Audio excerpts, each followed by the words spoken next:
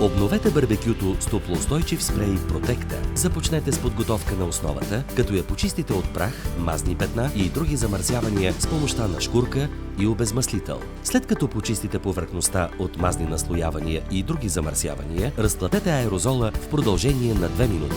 Направете проба, като впръскате малко количество от спрея върху повърхността на барбекюто.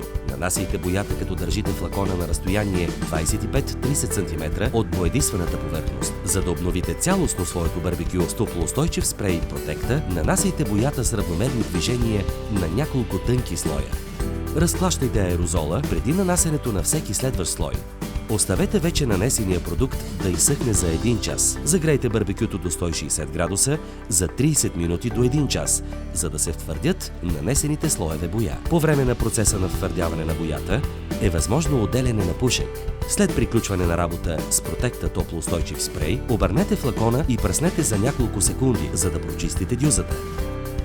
И вашето барбекю е готово и е като чисто ново. За лесна употреба и винаги отличен резултат, използвайте Протекта топлоустойчив спрей. Протекта топлоустойчив спрей се предлага в 4 матови цвята и в съчетание с следните предимства. Издържа на нагряване до 800 градуса, съхне бързо, има отлични антикорозионни свойства.